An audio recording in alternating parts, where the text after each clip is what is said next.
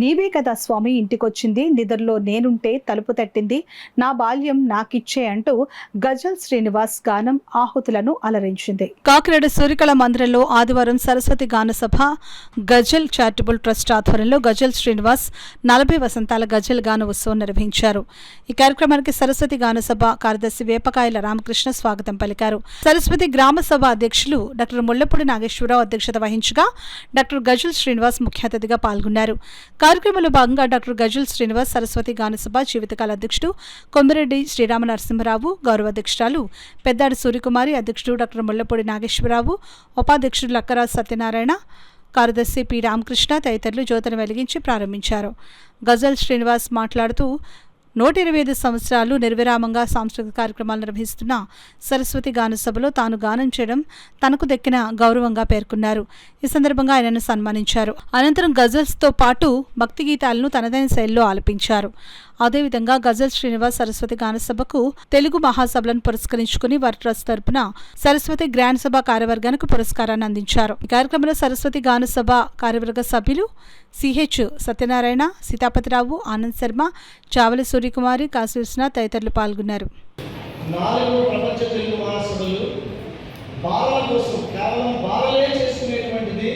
సుమారుగా 4 లక్షల మంది బాలలు 60 దేశాల నుంచి వస్తున్నారు. ఒంగోలు ఒంగోలు నెక్స్ట్ జన్ ఇంటర్నేషనల్ స్కూల్లో 4వ ప్రపంచ తెలుగు మహాసభలు బాలల కోసం చేస్తున్నాము.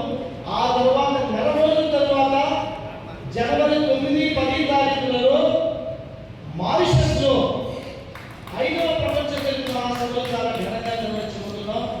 తెలుగు భాష ప్రతి ఇంటిలో కూడా తెలుగు భాష మోగాలి. బడి భాష కాదు తెలుగు, అమ్మ ఒడి భాష. గుర్తుపెట్టుకోండి, ఇది ప్రజల మమకార భాష కానీ తెలుగు అధికార భాష కానే కాదు. గవర్నమెంట్ కావాలనుకుంటే అధికార భాష కావాలని మనందరం పోరాటం చేయాలి. కానీ మనకి మనం చేసుకునే పోరాటం మమకారం తెచ్చుకోవాలి మాతృభాష పైన. కాకినాడలో మీకు నిజంగా తెలుగు భాష మీద ప్రేమ ఉంటే ఏ బోర్డు పైన ఇంగ్లీష్లోనే ఉంటూ తెలుగులో కూడా లేకపోతే మీరెళ్ళి ప్రశ్నించే హక్కు మీకున్నదే. అలా చేయండి.